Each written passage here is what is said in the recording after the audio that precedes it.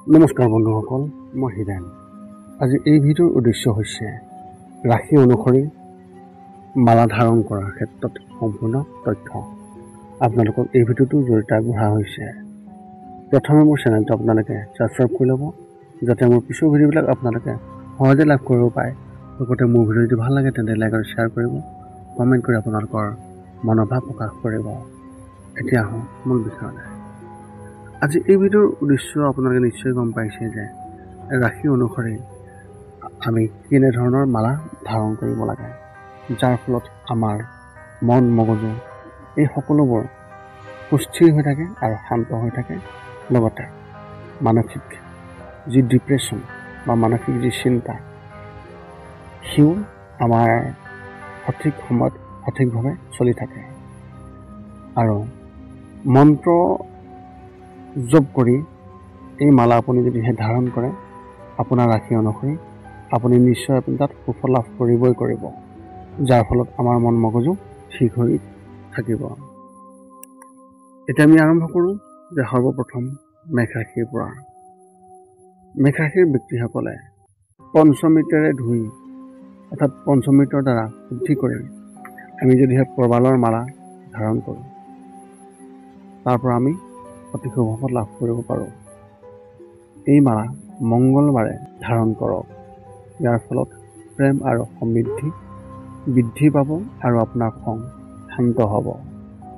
দ্বিতীয়তে বৃষ ৰাশি।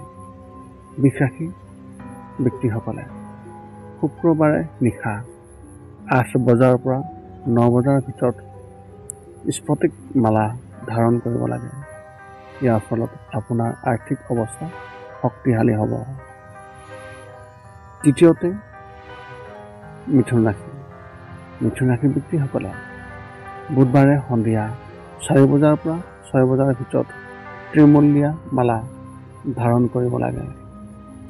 ইয়াৰ ফলত আৰ্থিক সংকট দূৰ হ'ব আৰু ঘৰখনত সুখ আৰু শান্তি থাকিব। ইয়াৰ পিছৰটো হৈছে কৰ্কট ৰাশি। কৰ্কট ৰাশিৰ ব্যক্তিসকলে সোমবাৰে ৰুদ্ৰাক্ষ মালা বা মুকুতাৰে বনোৱা যি মালা, তাক ধাৰণ কৰিব লাগে। ইয়াৰ ফলত শিৱৰ আশীৰ্বাদ লাভ কৰিব আৰু আপোনাৰ ঘৰত সুখ শান্তি সদায় বজাই ৰাখিব পাৰিব। ইয়াৰ পিছৰটো হৈছে সিংহ ৰাশি। সিংহ ৰাশিৰ ব্যক্তিসকলে ৰবিবাৰে পুৱা চন্দনৰ মালা ধাৰণ কৰিব লাগে। ইয়াৰ ফলত শৰীৰ সুস্থ হৈ থাকিব আৰু সন্মান বাঢ়ি যাব। ইয়াৰ পিছৰটো হৈছে কন্যা ৰাশি। কন্যা ৰাশিৰ ব্যক্তিসকলে বুধবাৰে সন্ধিয়া 4 বজাৰ পৰা 6 বজাৰ ভিতৰত সেউজীয়া হকিক মালা ধাৰণ কৰিব লাগিব। ইয়াৰ ফলত ধন সম্পত্তিৰ এই ঘৰখনলৈ আহি থাকিব। ইয়াৰ পিছৰটো হৈছে তুলা ৰাশি। তুলা ৰাশিৰ ব্যক্তিসকলে শুক্ৰবাৰে নিশা 8 বজাৰ পৰা 9 বজাৰ ভিতৰত স্ফটিক মালা ধাৰণ কৰিব। ইয়াৰ ফলত ধন সম্পত্তি আৰু সমৃদ্ধি বৃদ্ধি পাব আৰু ঘৰত শান্তি থাকিব। ইয়াৰ পিছৰটো হৈছে বৃশ্চিক ৰাশি। বৃশ্চিক ৰাশিৰ ব্যক্তিসকলে পঞ্চমৃতৰ দ্বাৰা শুদ্ধি কৰি মঙলবাৰে প্ৰবালৰ মালা ধাৰণ কৰিব। ইয়াৰ ফলত প্ৰেম আৰু সমৃদ্ধি বৃদ্ধি পাব। একে সময়তে খং শান্ত হৈ থাকিব। ইয়াৰ পিছৰটো হৈছে ধনুৰাশি। ধনুৰাশিৰ ব্যক্তিসকলে বৃহস্পতিবাৰে পুৱা পুত্ৰজীৱাৰ মালা ধাৰণ কৰিব। ল'ৰা ছোৱালীৰ ফালৰ পৰা সুখ আৰু শান্তি সদায় ঘৰখনত থাকিব। ইয়াৰ পিছৰটো হৈছে মকৰ ৰাশি।